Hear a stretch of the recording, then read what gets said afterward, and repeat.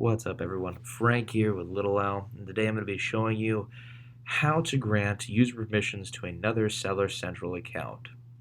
So first thing you do is get on your home page.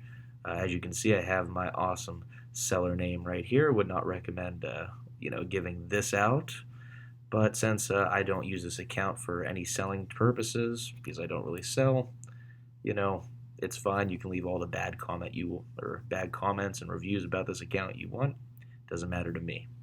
So first step is to get the professional plan that Amazon has for these kind of things. It's cost $39.99 a month, and that's the only way to grant user permissions. You need that plan. You cannot do it on an individual plan. So if you have an individual plan and you want to invite someone else, switch to that professional because that's the only way you can really do it. Once you sign up for the professional plan, you're going to need to go up to settings, scroll down to user permissions right here, and click on user permissions.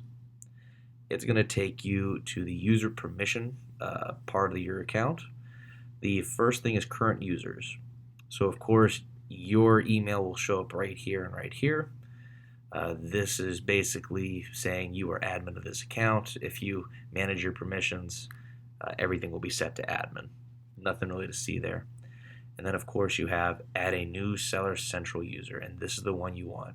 There's other things down here that will give you other things, but today we're only focusing on this. So I am now going to invite someone to my Seller Central account. So I'm going to put Frank Browning. I'm inviting myself, yes. It's like inviting yourself to the party. I don't know. Insert a funny joke there and tell me how hard you laughed. So make sure to name the person. Make sure to get that correct email. And when you're confident you have both, click Send Invitation. You're going to get this confirmation that invitation sent, and you'll have this open invitations. So open invitations means you have sent it, but they haven't accepted it yet. So if for whatever reason you do not want them to have permissions again, you can always delete it, and that'll be that. They won't have access to your account anymore. And you can always resend it, saying it, if they say, hey, I haven't gotten it yet, could you resend it? You have that option to resend it. So cool. I also got this thing saying, hey, you've been invited. So let's go over to the email. Now, what I'm about to show you is the accepting of the invite. This is something the other person is going to have to do on their side. You don't really need to know it, but it's nice to see it. So I'm going to go to my emails. I'm going to go to user invite. It's going to have become an authorized user of your name right here. So this is going to be your name whenever you invite someone else to your account, and this is the link they're going to follow. So I'm going to copy this. I'm going to, let's see, let's go to there. I'll put that there. I'll add an account, little al fba02@gmail.com, and then my password, which I'm not saying out loud. Not now. Do it again because Amazon loves you. Not now. And then boom. It's saying invitation accepted. You now have limited access to this account. So the person you accept who has accepted this, you're going to click this, and then now you've changed it. Cool. So now I've accepted this. I don't really know. I guess I have to do two-step verification on this. This is the first time I accepted this, so you don't have to worry about this. So let's go back to our account and let's refresh the page. All right. Now, as you can see, those open sellers a couple of seconds ago has now moved to current users. So now that I accepted the permissions, or now that your person has accepted the permissions, you can now go over and give them any permissions you want on your account. So let's see what it's looking like.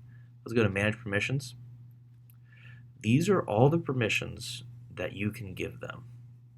So you can scroll all the way down if you want them to manage orders, store design, reports, You can get pretty customized with this, but it's cool. So anything you really want to give them is awesome.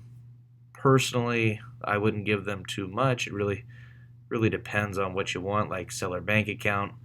I honestly, I would not give that out to anyone, even if they decide to help you. That's that's just me.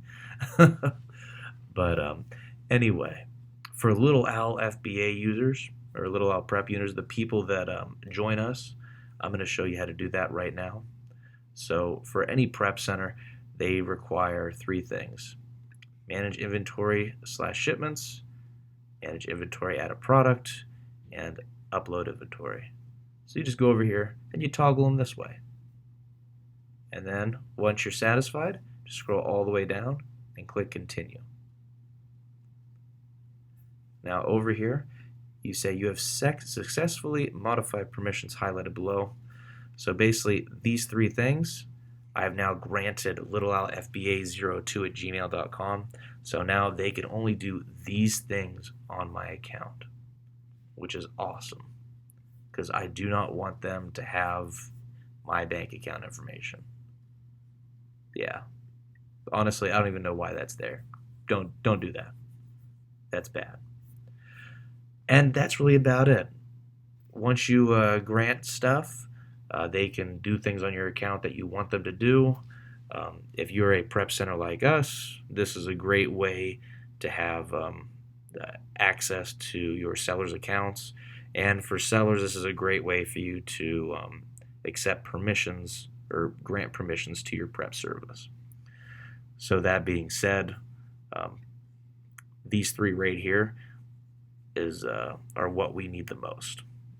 Little Owl won't ask you for anything else besides those three at this given time, because this is really all we need. If you want us to list, we need that add a product, we need that upload inventory. If you want us to ship, manage inventory, FBA and shipments. It's pretty self-explanatory. So let's say you don't want them anymore.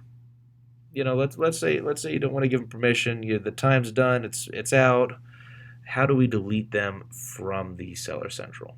So you go to Settings, User Permissions, and then you see all these current users. For whatever reason, if you do not want them to have access to your account, you just click that delete button, and then it's all over. They don't have access anymore. It's pretty easy to wrap your head around. Anyway, that really concludes everything that you need to do to grant permissions.